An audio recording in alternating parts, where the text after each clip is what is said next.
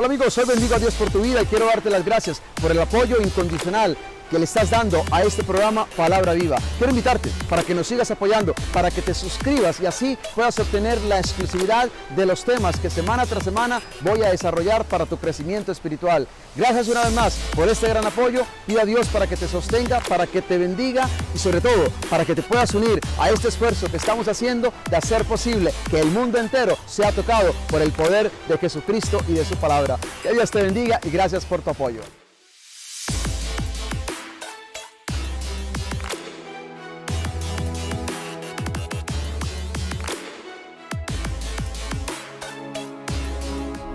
¿Qué tal amigos? Que Dios hoy te proteja, te ilumine y te llene de su gracia para que puedas hacerle frente a la vida y en todo salgas más que vencedor, más que vencedora.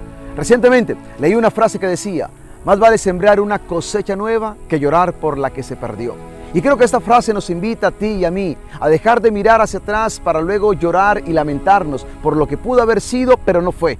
Y más bien nos invita a mirar hacia adelante con nuevos propósitos, sabiendo que todo en la vida tiene su razón de ser y que cada experiencia vivida, sea positiva o no tan positiva, siempre nos da un conocimiento, siempre nos da una lección, siempre nos da sabiduría para poder vivir mejor el día de hoy. Así que hoy quiero invitarte para que dejes de mirar tanto hacia atrás y más bien mires hacia adelante y salgas al encuentro de lo que Dios tiene preparado para ti en este grandioso día. Hoy el Evangelio está tomado de San Mateo en el capítulo 16, versículo del 13 al 23. Un Evangelio muy especial y les voy a decir por qué. Jesús está a solas con sus discípulos y Él quiere saber lo que la gente piensa que es Él. Y le hace esta pregunta a sus discípulos: ¿quién dice la gente que es el Hijo del Hombre? Y luego de escuchar las múltiples respuestas que ellos dan, Jesús va a ellos, a sus discípulos, a ese grupo íntimo, a ese grupo de amigos y les dice: ¿y ustedes quién dice que soy yo? Y por supuesto, ¿quién levanta la mano? El de siempre, Pedro. ¿Y qué le dice? Tú eres el Mesías, el Hijo del Dios viviente. Ante semejante confesión de fe, ¿qué hace Jesús? Jesús, por supuesto, que bendice esa confesión de fe y le dice a este hombre, le dice: dichoso tú, Simón, hijo de Jonás. ¿Por qué? Porque esto no te lo ha revelado la carne, sino mi Padre Celestial. Y luego le dice: y yo te digo que tú eres Pedro, y sobre esta piedra voy a construir mi iglesia. ¿Pero qué hace Jesús? Después de este incidente, luego de recibir esa declaración de fe que da Pedro, ¿qué hace Jesús? Ahora Él comienza a explicarle a sus discípulos cuál es su misión.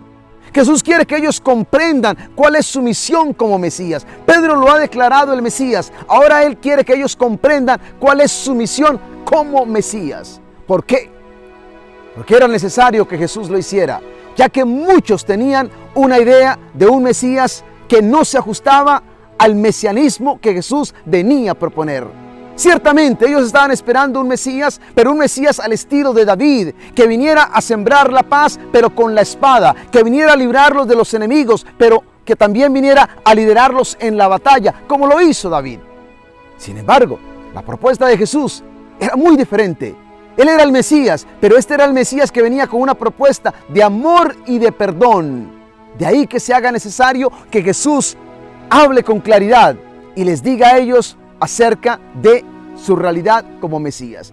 ¿Y cómo hace Jesús para llevar a sus discípulos a entender este mesianismo que Él viene a proponer? Muy fácil, dice el Evangelio, que Jesús entonces comenzó a explicarle a sus discípulos que Él tendría que ir a Jerusalén y que en Jerusalén iba a sufrir mucho. Pero no solamente eso, les dice también que lo iban a matar, pero al tercer día resucitaría. Claro, eso es importante, que tú y yo lo entendamos. Jesús está declarando en este momento que Jerusalén es parte esencial en su obra, pero no solamente eso, que Él tiene que morir y tiene que resucitar. Esta realidad de su muerte y de resurrección es parte esencial de nuestra fe. Tanto que Pablo, cuando escribió a los Corintios en el capítulo 15, en su primera carta, en el versículo 3, dijo esto: En primer lugar, les he enseñado la misma tradición que yo recibí, a saber, que Cristo murió por nuestros pecados, según las Escrituras, que lo sepultaron y que resucitó al tercer día, también según las Escrituras. Es decir, la muerte y resurrección de Jesús es parte de su mesianismo. Es parte de su misión para salvar a la humanidad. Esto es el núcleo, si ustedes quieren, de nuestra fe como creyentes, como cristianos, como seguidores de Cristo Jesús. Pero cuando Jesús hace esta declaración acerca de su mesianismo, escuchemos cómo reaccionaron sus discípulos. Entonces Pedro lo llevó aparte. Qué interesante. Pedro lo llevó aparte y comenzó a reprenderlo. Por favor, Pedro ahora está reprendiendo a Jesús. Lo interesante es que se lo lleva a un lugar aparte, como diciendo, no te quiero reprender delante de la gente, no lo quiero hacer en público, pero sí lo voy a hacer en privado. ¿Y qué le dice Pedro a Jesús? Le dice, Dios no lo quiera, Señor, esto no te puede pasar a ti. Pero Jesús se volvió y le dijo a Pedro, apártate de mí, Satanás, pues eres un tropiezo para mí. Tú no ves las cosas como las ve Dios, sino como las ven los hombres. ¡Wow! ¡Qué cosa tan impresionante! ¡Qué cosa tan impresionante! Pedro reprende a Jesús, pero ahora Jesús reprende a Pedro. Hay una versión bíblica que me gusta más y dice, quítate delante de mí, Satanás. Esto es lo que Jesús realmente le dice a Pedro, quítate delante de mí, Satanás. ¿Por qué? Porque Pedro, en su atrevimiento, se había atrevido a tomar un lugar que no le pertenecía. Pedro se había puesto por delante de Jesús y quería llevar a Jesús por un camino diferente. Pedro pretendía que Jesús no fuera a Jerusalén y sufriera. Y en ese momento se está convirtiendo en un tentador, como cuando el demonio tentó a Jesús en el desierto y le insinuó el camino fácil, convierte estas piedras en panes. Ahora Pedro quiere que Jesús no vaya a Jerusalén, sino que tome un camino diferente. Pedro quiere dirigir el camino de Jesús, los pasos de Jesús. Y en esa medida se convierte en un tentador. Pedro se ha dejado también engañar por el enemigo. Y ahora quiere engañar a Jesús, si ustedes quieren. Quiere persuadir a Jesús para que tome otro camino. Y por eso Jesús le dice, quítate delante de mí, Satanás. Como diciendo, Pedro, es que tú estás supuesto a seguirme. Tú estás supuesto a estar detrás de mí, no delante de mí. Y escúchame lo que te voy a decir. No pretendamos nunca ponernos por delante de Dios, porque tu misión y la mía es caminar detrás de Él. Somos sus discípulos, somos seguidores. Estamos llamados a caminar en la voluntad de Dios, no a proponerle a Dios lo que tiene que hacer y cómo lo tiene que hacer.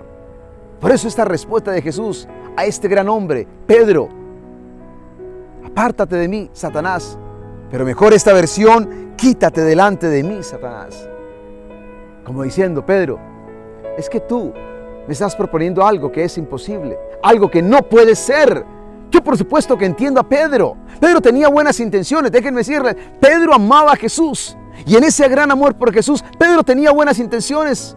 Pedro no quería que Jesús sufriera. Lo que Pedro no entendía es que Jesús tenía que pasar por el sufrimiento. Jesús tenía que morir. Jesús tenía que resucitar. Era parte del plan de Dios. Pero Pedro no lo entendía. De ahí que Jesús le diga, es que tú estás viendo las cosas como las ven los hombres, mas no como las ve Dios.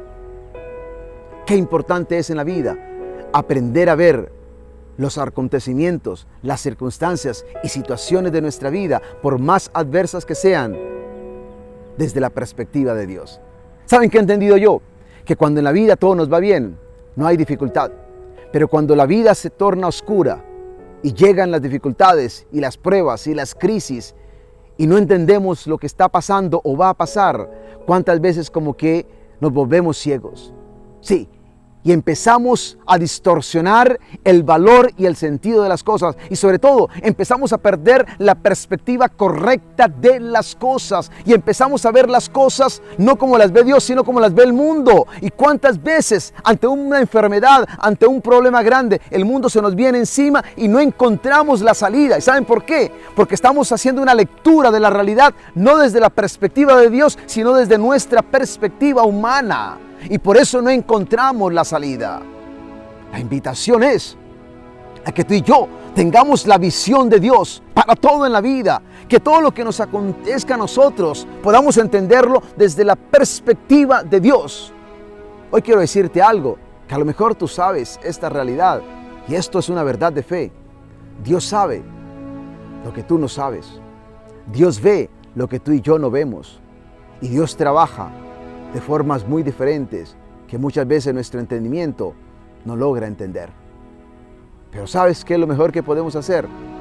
Exaltar su nombre en todo momento. Glorificar y bendecir su nombre. Porque si bien yo no entiendo qué está pasando, o por qué está pasando, o por qué estoy en esta situación, sé que Dios detrás de todo siempre tiene un plan.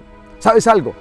Abraham, aunque no entendía, sin embargo, alababa a Dios debajo de las estrellas, aunque no entendía cómo iba a ser padre de las naciones. David, mientras estaba siendo perseguido, alababa a Dios, aunque no entendía por qué, en vez de estar sentado en el trono que le correspondía, estaba corriendo por su vida.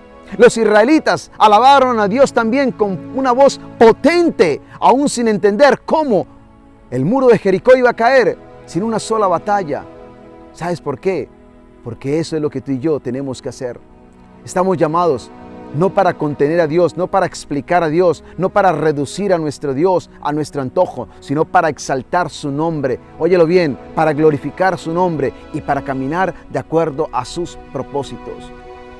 Hoy te invito para que en medio de esa realidad que no entiendes, para que en medio de esa situación que hoy estás viviendo y que a lo mejor te está deprimiendo, que a lo mejor te está poniendo una persona bastante nerviosa, hoy estás estresado, estresada o algo te está sucediendo, ¿sabes una cosa? Pídele a Dios que te dé una visión nueva. Pídele a Dios que te ayude a entender que detrás de todo está Él y que Él sabe lo que está permitiendo hoy en tu vida. Qué hermoso cuando Isaías precisamente dice: porque mis caminos no son vuestros caminos y mis pensamientos no son vuestros pensamientos. Isaías 55, versículo 8 y 9. Y también la palabra de Dios nos lo va a decir en 2 Corintios, en el capítulo 4, escuchemos en el versículo 18. Pablo dice: porque no nos fijamos en lo que se ve, sino en lo que no se ve.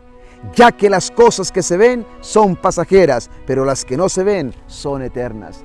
Déjame decirte que Dios ve lo que tú no estás viendo. Dios ve lo que tú no ves. Dios sabe lo que tú no sabes. Y Dios está permitiendo cosas grandes quizás hoy en tu vida que estén pasando. ¿Sabes por qué? Porque Dios sabe lo que Él te va a regalar. Pero tienes que mantenerte firme. Tienes que adherirte al Señor. Tienes que confiar en Él. Tienes que poner tu fe en el Señor. Tienes que orarle a Él. Y tienes que descubrir a través de su palabra su propósito, sabiendo que Dios te ama y que Dios siempre quiere lo mejor para ti. Dios nunca se equivoca, Dios nunca te va a abandonar, Dios nunca ha abandonado a los que confían en Él. Encontramos en la Biblia a muchos personajes bíblicos que aunque no entendieron, sin embargo caminaron en fidelidad y Dios recompensó esa fe. Permite que Dios hoy recompense tu fe, aunque no entiendas, y que en medio de tu realidad, por más dolorosa que sea hoy, entrégaselo todo a Dios, porque Él está viendo algo que tú y yo no estamos viendo, pero que últimamente, si nos mantenemos firmes, lo vamos a ver. Y que Dios te bendiga, ahora y siempre, en el nombre del Padre, y del Hijo, y del Espíritu Santo. Amén.